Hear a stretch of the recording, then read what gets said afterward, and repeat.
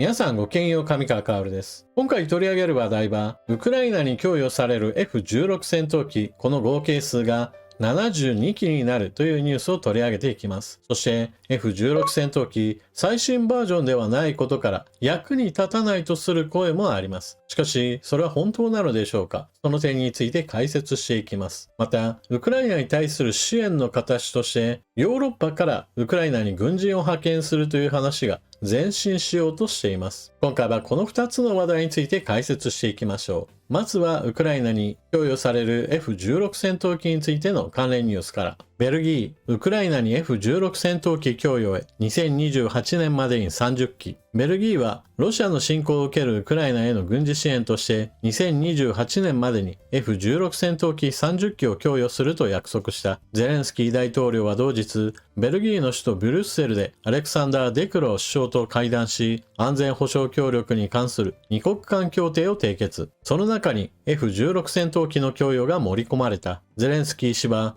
X への投稿で、今回このような協定で初めてウクライナに供与される F16 戦闘機の具体的な数字が明記された。2028年までに30機だと述べた。ゼレンスキー氏は第1弾は年内に届くと述べたが、ベルギー外相は年末までに供与を開始したいと述べるにとどめた。また、ゼレンスキー氏によると、今回の安保協定では、ベルギーが今年少なくとも1670億円相当の軍事支援を行うとしているほか、今後10年間の支援も約束している。ウクライナへの F16 供与数について、これまでベルギーは何機引き渡すかについては明らかにしていませんでした。今回それが明らかになりました。各国の供与数はベルギーが30機で最も多く、その他オランダ24機、デンマーク16機、ノルウェーが2機、合計72機となりました。このうちデンマークの保有していた6機が2024年6月引き渡し予定となっています。この機体を担当するパイロット訓練及び整備士の訓練は完了済みとされています。では、ウクライナに供与される F16 戦闘機なのですが、これが果たしてロシア軍との戦いに役に立つのでしょうか？インターネット上では退役する予定だった戦闘機だったことからこれを役に立たないとする意見もありますし、またロシア側からも欧米製の戦闘機はロシア製のものよりも劣るといったようなイチャモンもつけられています。その点について考察している記事をご紹介しましょ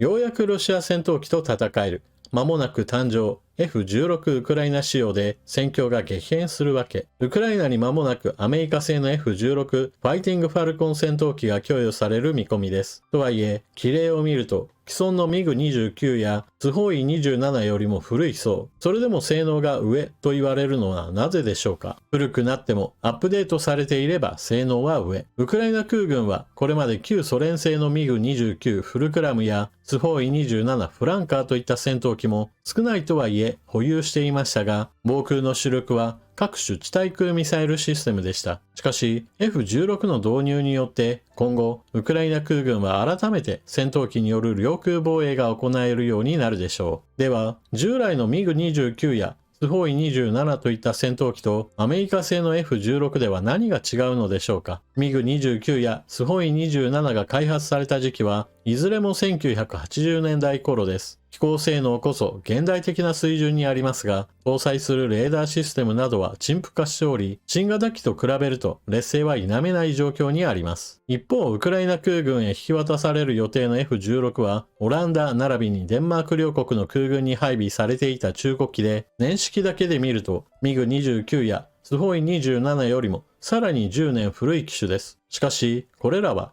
MLU 中期アップデートプログラムと呼ばれる寿命延長近代化改修を受けているため、2024年現在もアメリカ空軍など世界中で数的主力を担う F16 ボロック50と呼ばれるタイプと同等までに性能が引き上げられており、最新鋭とは言えないものの十分に戦える性能を有しています。そのため MiG-29 やスホイ27よりも古いものの性能は格段に上だと言えるでしょう。記事の補足をしておきましょう。ウクライナに供与される F16、もともとは古いものだったのですが、アップデートが行われてブロック50相当に引き上げられています。そして現在の最新バージョンはブロック70で、この新しいバージョンに基づいて F16V が現在でも製造販売されています。記事に戻りましょう。搭載可能なミサイルの性能差が圧倒的。アップデートプログラムが適用された近代回収型は F16AM と呼ばれます。この F16AM はMiG-29 やスホイ27に比べて具体的にどのように強いのか、最も空中戦能力に大きな影響を与えると見られる違いが AIM-120 アムラーム中射程空対空ミサイルを搭載できるという点です。アムラームミサイルはタイプによるものの約100キロの射程距離を有していると推測されます。また、ミサイル本体に標準用レーダーが搭載されており、ミサイル自身が敵をレーダーロックオンし、発射後は F16 本体の助けを必ずしも必要としない撃ちっぱなしと呼ばれる自律誘導が可能です。こうした誘導方式をアクティブレーダー誘導と呼びます。一方、MiG-29 やスホイ27が搭載する R27 空対空ミサイルは射程距離こそアムラームに匹敵するものの、ミサイル本体にはレーダーがありません。そのためミサイルを発射した戦闘機は常に目標機を磁気のレーダーでロックオンし続け、命中までミサイルを誘導する必要があります。こうした誘導方式をセミアクティブレーダー誘導と呼びます。セミアクティブレーダー誘導の空対空ミサイルを相手に命中させるためには、相手の射程距離に入る覚悟を持った上で、命中までミサイルを誘導してやらねばならないという大きなリスクを抱える必要があります。それに対しアムラームを含むアクティブレーダー誘導の空対空ミサイルなら、発射後は早期に相手の射程圏外に逃げることが可能なので、こういった撃ちっぱなし空対空ミサイルは現代戦闘機の必需品と言えるまでになっています。ロシア空軍の主力戦闘機であるスホイ 35S やスホイ 30SM などはアムラームとほぼ同等の性能を持つと言われるR77 RVVAE 空対空ミサイルを搭載しているため R27 しか持たないウクライナ空軍の MiG-29 やスホイ27では太刀打ちできません。そのため F16AM によって初めて対等に戦えるようになると言えるでしょう。記事の中では主に相手戦闘機との戦いといったことがメインとなっていましたが、ウクライナに供与された F16 戦闘機の最初の重要任務はおそらく味方の地上軍を攻撃してくる滑空爆弾を抱えた戦闘機に対する迎撃でしょう。ロシア軍の滑空爆弾攻撃は現在地上部隊をかなり苦しめています。一般的な砲弾よりも航空用爆弾の方が一発一発が非常に火力量が大きいですから、簡易的な陣地では兵士たちを守ることができないのです。高い高度7500メートルから投下した場合は滑空爆弾の射程距離は80から100キロ、低空から投下した場合は射程20キロ前後です。先ほどの記事の中に出てきた射程100キロ程度の空対空ミサイルを用いれば滑空爆弾攻撃をしようとするロシア軍機を撃墜できる可能性がかなり高いと言えるわけです。そして実際に撃墜されるようになればロシア軍が滑空爆弾攻撃を控える可能性も高まるわけで、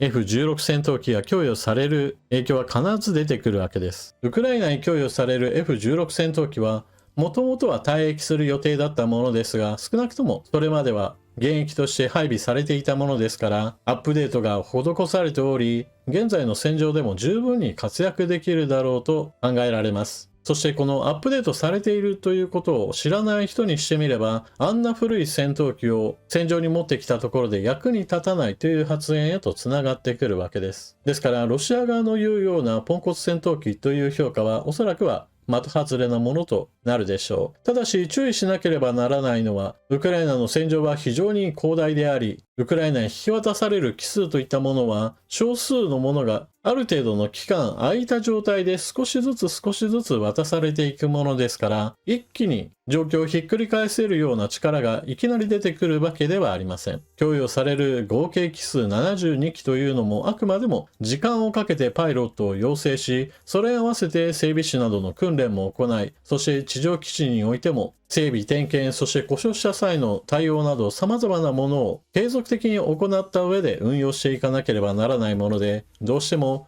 影響力が拡大するまでには少し時間はかかるでしょう。ただし、状況の変化といったものは確実にロシア側の作戦行動に影響を与えるものです。記事の補足として述べましたが、ロシア軍は現在滑空爆弾による攻撃をウクライナの地上部隊に対して行っています。これは通常の航空爆弾で陣地の上空まで飛ぼうとすると単純に地対空ミサイルで撃墜されるがために少し離れたところから攻撃しなければならない状況なわけです。そして精度や射程距離の長いミサイルについては量産するのは難しいですし、量産しようと思えば莫大なお金とそして入手困難な部品類などもありますから現実的ではないというわけで、滑空爆弾が今現実的な手段として用いられているわけです。ウクライナ側に F16 戦闘機が出てくるようになれば、それに伴って滑空爆弾攻撃が抑制されるようになるはずで、攻撃される頻度が減ることによる前線の安定性は増すというわけです。そして時間が経って F16 戦闘機の配備数が増えてくれば増えてくるほど、今度はウクライナ軍の戦闘機が滑空爆弾を用いた攻撃側の戦闘任務に就くことができるようになるわけで、状況の変化といったものは段階を追って進んでいくわけです。当初は守りの戦闘、そしてそこからは戦闘支援へと移行していくわけです。変化は緩やかに進むわけなので、劇的なものではないという部分だけはちょっと残念ですが、少なくとも何も起こらないと評価するのは間違いとなるでしょう。続いては、ウクライナを軍事支援する国の中から、ウクライナに軍人を派遣する話が出ています。ウクライナ、フランスが兵士訓練の教官派遣する計画。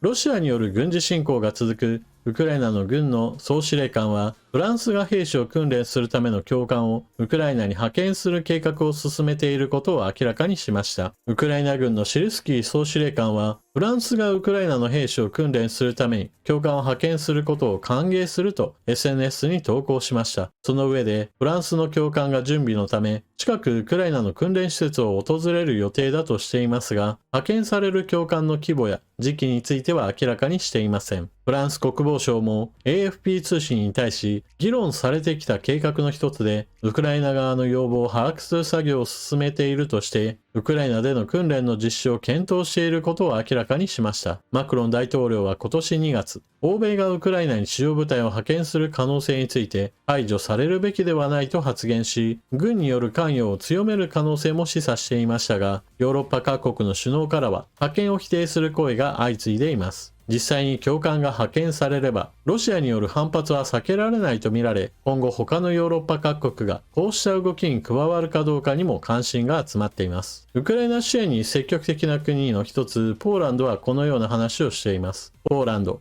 ウクライナ派兵を排除すべきでない。ポーランドのシコルスキー外相は、ポーランドはウクライナへの派兵を排除すべきでないとの考えを示した。NATO 加盟国は、ロシアによる侵攻に対し、ウクライナに資金と武器の提供を確約しているが、派兵については可能性を否定している。シコルスキー外相はインタビューで、ポーランドにウクライナ派兵の用意があるか問われると、排除すべきではない。プーチンに我々の意図を推し量らせるべきだ。と述べた。ウクライナに支援している国が軍人を送るよという話を聞くと、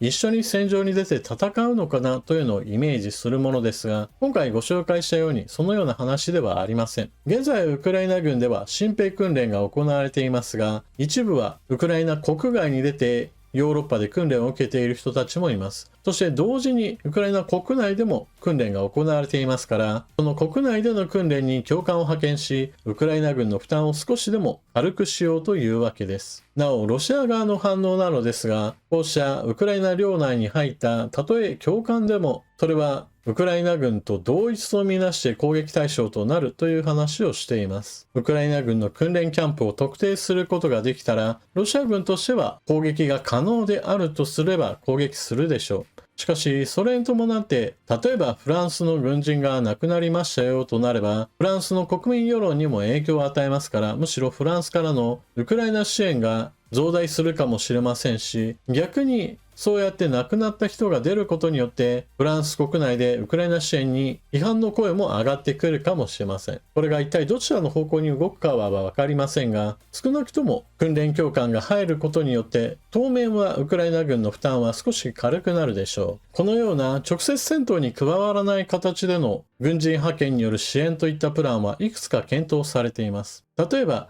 ウクライナ軍にパトリオットミサイルを引き渡すとなっても、どんなに訓練を終わって兵士たちが担当するにしても、それらは熟練した兵士たちではありませんから、扱いに慣れた兵士たちを補助につけるといった形で軍人を派遣するといったプランなどもあります。こうしたどこかの都市に張り付くような形であれば、最前線に出ることはありませんから、比較的正式に進められるような支援方法かもしれません。現在でも NATO 側からの情報支援などは頻繁に行われているわけなので、情報連絡役としての軍人派遣といった形で、やはり同じように進められるかもしれません。結局のところ、どこかの国が何かを最初に一歩踏み出せれば、それに伴って同じぐらいのリスクの派遣任務であれば、さらに拡大する可能性といったものがあるわけで、フランスがその第一歩を踏み出そうとしているのは評価すべきことでしょう。といったわけで今回の動画はここまで。前半においては、ウクライナに供与される F16 戦闘機の総数が72機になることをお伝えしました。そして、これらの機体は、もともとは退役予定だったものが中心だとなっているわけですが、それぞれの国で配備されている中でアップデートされることによって、それなりの戦闘能力を持っています。そして、従来持っていたウクライナ軍のミサイルよりも、基本的に欧米製のミサイルの方が性能が上なので、F16 戦闘機は必ず役に立ちます。また、後半においては、ウクライナへの軍事支援の形の一つとして、支援国の軍人を派遣するといった話が前進しようとしています。一つ、前例ができれば、それに伴って後に続く国や違う形での任務派遣なども道が開かれるので、これらについても前進を期待しましょう。というわけで、動画を最後までご視聴いただきありがとうございました。チャンネル登録していない方はぜひともチャンネル登録していってください。ウクライナ情勢に関するニュースは、今では大きな動きしか地上波放送では取り上げられることがなくなっています。このチャンネルでぜひとも情報更新をしていってください。それでは次の動画でまたお目にかかりましょう。またね。